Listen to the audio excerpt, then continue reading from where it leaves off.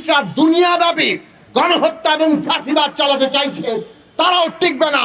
সারা দুনিয়ার সংগ্রামের সাথে আমরা বাংলাদেশের গণতন্ত্রকামী মানুষ একাত্ম আছি।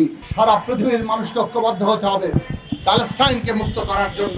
মানুষ মুক্তি পাবে, স্বাধীন হবে, হয়তো আমাদের আরো অনেক আত্মোৎসর্গ দরকার হবে, কিন্তু এই আত্মোৎসর্গের মধ্যেও মানব জাতির যদি কোনো রকম ন্যূনতম অর্জন থাকে, মানুষ হিসেবে তার হয়ে ওঠা থাকে, সেই হয়ে ওঠা হচ্ছে যে সে এই হাজার বছরের আত্মোৎসর্গের মধ্য দিয়ে বাঁচার, এই প্রকৃতির মধ্যে নিজেকে অংশীদার করার ন্যূনতম গৌরব সে প্রতিষ্ঠা করেছে।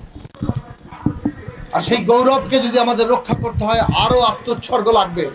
সারা পৃথিবীর মানুষকে ঐক্যবদ্ধ হতে হবে প্যালেস্টাইনকে মুক্ত করার জন্য, সারা পৃথিবীর মানুষকে মুক্ত করার জন্য।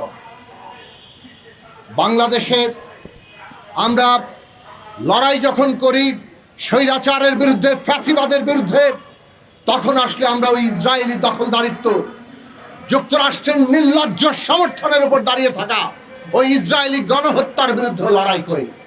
সারা পৃথিবীতে যে কোনো অত্যাচার, ফ্যাসিবাদ, যে কোনো গণহত্যা, যে কোনো আক্রমণ, তার বিরুদ্ধে লড়াইয়ের একটা ঐক্যতান আছে, তার বিরুদ্ধে লড়াইয়ের একটা সুর আছে। এবং আজকের বাংলাদেশে ফ্যাসিবাদ বিরোধী লড়াই করার অর্থ হচ্ছে ওই ইসরায়েলি গণহত্যার বিরুদ্ধে সোচ্চার হওয়া। বাংলাদেশে ফ্যাসিবাদের বিরুদ্ধে থাকবেন, কিন্তু ইসরায়েলি গণহত্যার বিরুদ্ধে সোচ্চার হবেন না। এর মধ্যে যদি কিন্তু আছে, এর মধ্যে সমস্যা আছে। এই মুক্তির মধ্যে আসলে নতুন করে শৃঙ্খলের জন্ম দেওয়ার নানান রকম পায়তারা আছে। কাজেই বাংলাদেশের মানুষকে আজকে আমাদের সচেতন করতে হবে। আমরা যখন লড়ছি বাংলাদেশের ফ্যাসিবাদের বিরুদ্ধে, আমরা যখন লড়ছি এই ফ্যাসিবাদ বদল করে এমন একটা গণতন্ত্র প্রতিষ্ঠার জন্য যেখানে মানুষের মর্যাদা থাকবে, সেই লড়াই আবশ্যিকভাবে এই ইসরায়েলি গণহত্যার বিরুদ্ধে, ফিলিস্তিনের মুক্তির জন্য, সারা পৃথিবীর মানুষের মুক্তির জন্য লড়াই করবে।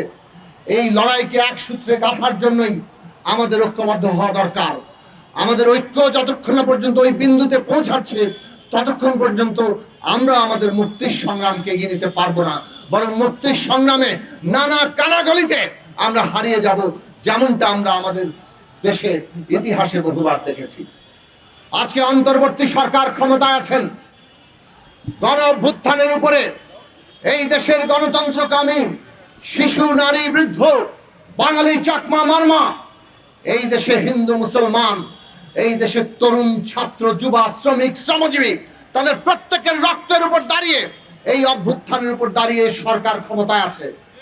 আমরা তাদেরকে বলতে চাই, বাংলাদেশের মানুষের আকাঙ্ক্ষা হচ্ছে স্পষ্টভাবে জানিয়ে দেওয়া, বাংলাদেশ চায় অবিলম্বে গাজায় এই গণহত্যা বন্ধ হতে হবে। এবং তার জন্য সারা দুনিয়ার মানুষকে, সমস্ত দেশের রাষ্ট্রীয় প্রতিনিধিদেরকে যতটা ভাবে ঐক্যবদ্ধ করা যায়, ততটা ঐক্যবদ্ধ করার জন্য বাংলাদেশ সচেষ্ট হবে। এইটা বাংলাদেশের মানুষের আকাঙ্ক্ষা। কাজে এই সরকারকে, এই দেশের জনগণের মতামত বিশ্ব দরবারে তুলে ধরতে হবে যে ইসরায়েলি এই গণহত্যা কোনোভাবেই বরদাস্ত করা যেতে পারে না। অবিলম্বে এই গণহত্যা বন্ধ করতে হবে। কতটা প্রতারক তারা নিজেরা এই শান্তি চুক্তি, তথাকথিত শান্তি চুক্তি, যুদ্ধ বন্ধের কথা বলেও নির্লজ্জভাবে পুরো গাজা দখল করার জন্য এই যে ডোনাল্ড ট্রাম্পের নীতি কার্যকর করছে, তার বিরুদ্ধে আজকে সারা দুনিয়ার মানুষকে জাগ্রত হতে হবে। জাগ্রত হতে হবে। সারা দুনিয়ার মানুষকে আবার নতুন করে যুদ্ধের দিকে, হত্যার দিকে, গণহত্যার দিকে যেভাবে ঠেলে দিচ্ছে এই আজকের দুনিয়ার আগ্রাসী শাসকেরা, তাদের বিরুদ্ধে আমাদের দাঁড়াতে হবে। মানুষের সংগ্রাম ঐক্যবদ্ধতার মধ্যে দিয়ে জয় হয়েছে, হিটলার টেকে নাই। কাজেই আজকেও এই যে ফ্যাসিস্টরা দুনিয়াব্যাপী গণহত্যা এবং ফ্যাসিবাদ চালাতে চাইছে, তারাও টিকবে না। সারা দুনিয়ার সংগ্রামের সাথে আমরা বাংলাদেশের গণতন্ত্রকামী মানুষ একাত্ম আছি।